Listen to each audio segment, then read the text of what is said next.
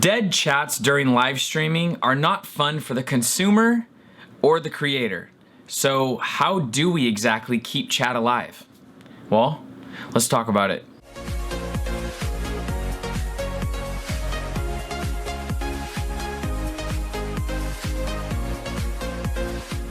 What's up, everybody? Welcome back to the X-Villain Hideout. My name is Ghost, and if you've never been here before, you're appreciated, and maybe you just found your new home. So guys, a couple things we need to talk about before we actually get into how to keep your chat alive, and that is that a dead chat, a slow chat, these are actually normal things that happen, especially with small streamers, because most of the people who are going to be coming into your chat, because you're not known yet, are gonna be lurkers, and it's just part of the realm of live streaming. In live streaming, there is mainly a lurking community, and yeah, there's a lot of people who chat, but there's a lot more people who don't chat. So when even in big streamers, they still have moments of chat deadness and chat slowness. So I don't even know if those are actually words, but honestly, who cares? This is my channel, so if I want to make it words, I'm going to.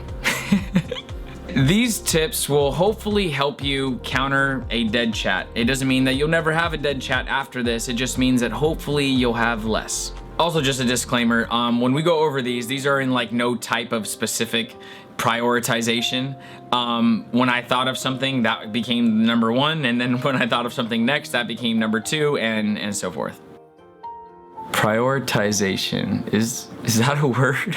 So the first tip for keeping your chat alive is to ask open-ended questions in the title of your stream and in the title of your going live tweets, kind of leading people into your stream with that open-ended question, because people just love these questions.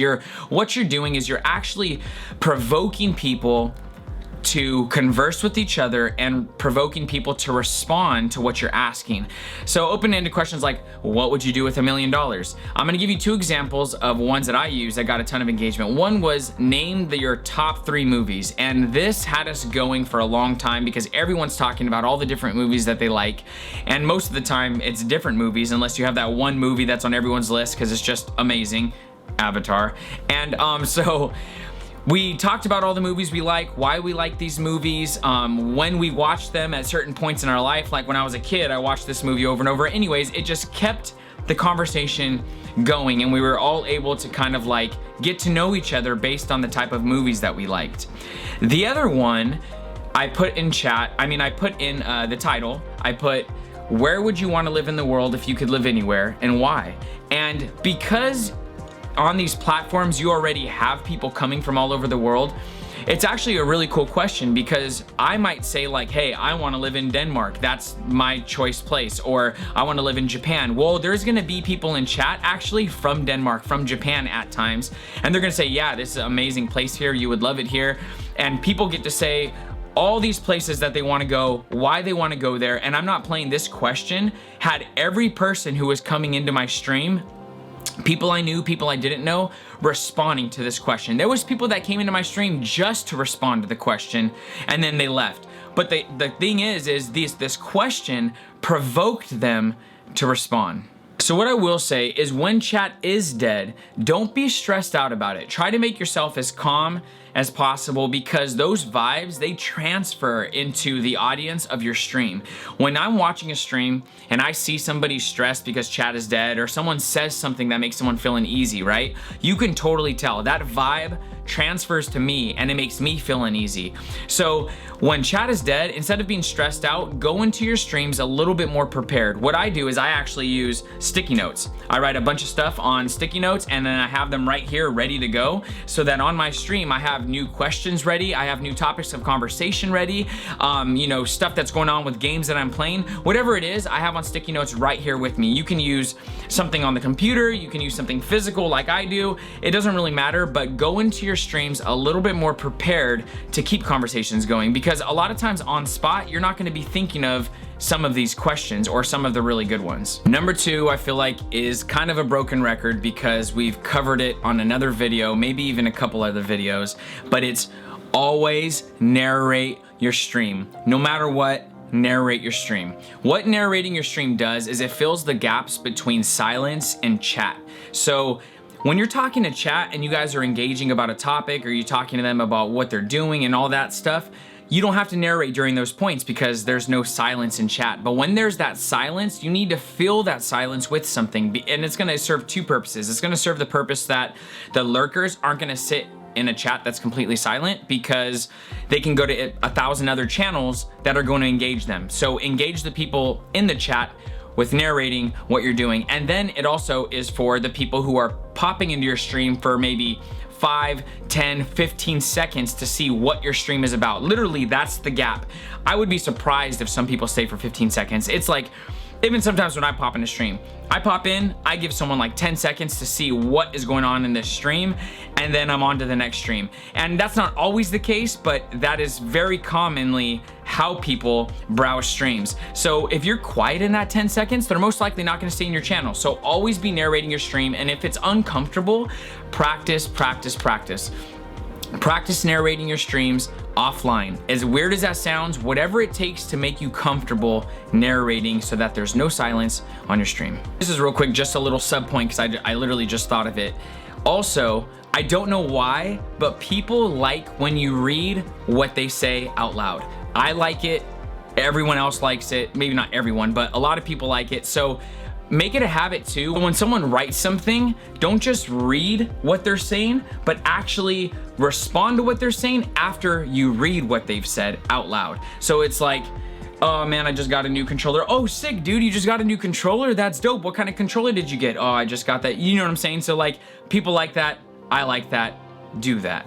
Number 3 isn't super extensive. All it is be knowledgeable about the game you're playing. Now, if it's a game you're just starting, or it's a game that you're doing a blind playthrough, or it's a game that, you know what I'm saying, some of these games that you don't play often, don't worry about this. But if it's a game you play often, learn a little bit about the game. Learn about the lore of the characters, learn about maybe some of the developers of the team, learn about some of the patches that have been going forth. Like, have some knowledge about the game you're playing, because most likely people are gonna be coming into your chat knowing some of this stuff. So if you start talking about some of the stuff, hey, did you guys see what the dev team just did? Oh my gosh, did you guys just see what happened in the new patch? Isn't that crazy that so-and-so got nerfed?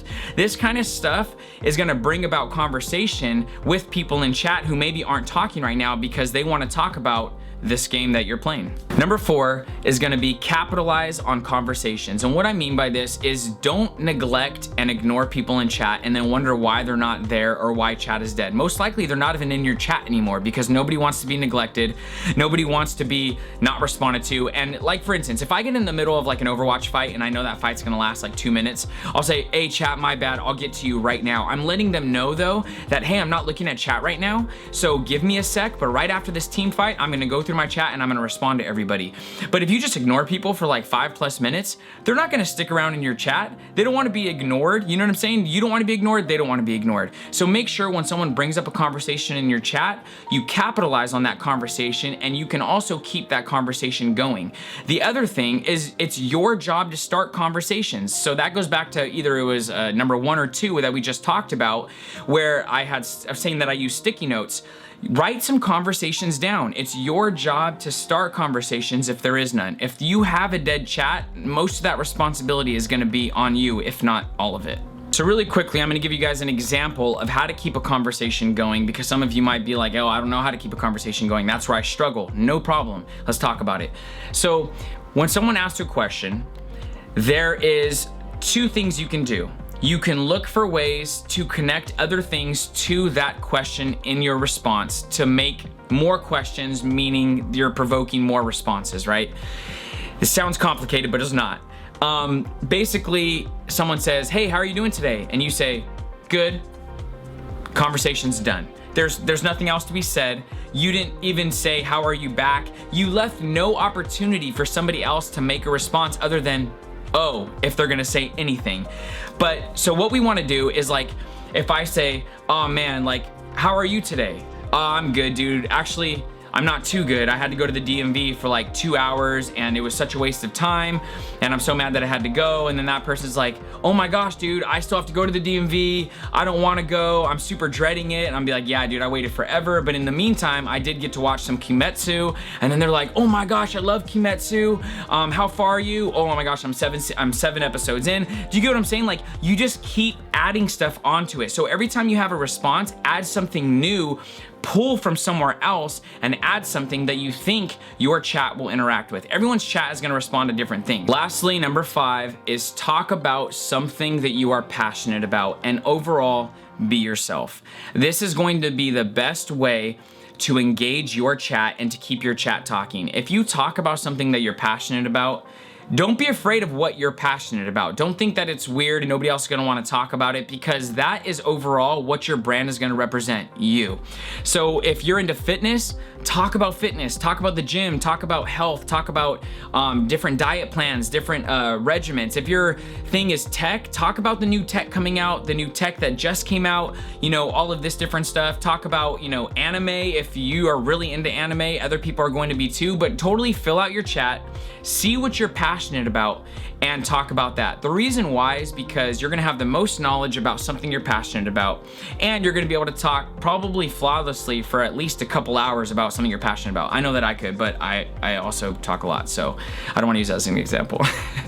So that pretty much wraps up this video. I hope this was helpful for you guys, and I want you guys to know not to be discouraged. A dead chat is not something that is forever. As you continue to grow as a streamer, as a live broadcaster, whether you're on YouTube, Mixer, or Twitch, it doesn't matter, you're going to have less and less frequent times of dead chat. And so just make sure you engage the people that are in your chat and appreciate the people that are in your chat. Maybe make them a mod, maybe give them a VIP badge, or reward them in some way for being engaging and always showing love in your stream and being a good friend to you while you're streaming.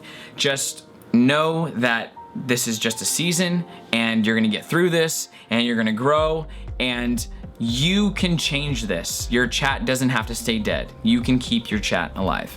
If you guys feel like you got something out of this video, share it with one of your friends who's maybe experiencing the same thing. And also guys, a thumbs up will go a long way for the channel. Subscribe to the channel if you want to see more content like this, and hit the little bell if you want to be notified when my videos go live. I will put all the other social media stuff down in the links description below. I also stream on Mixer and Twitch Monday through Thursday, 7 a.m. PST. And so if you guys want to stop by the live stream, I would love to have you. Lastly, shout out to my boy Ishikawa for the video idea. If you guys have more video ideas, feel free to message me or put it down in the comments below, and I would definitely read every single one. I would love to know what you guys would like to see on this channel, and we will do our best, or I will do my best, I don't know why I said we, to make it happen. I hope you guys are very blessed. I hope you guys have an amazing night or day wherever you are in the world. I appreciate you guys being here, and I will catch you guys on the next one. Peace.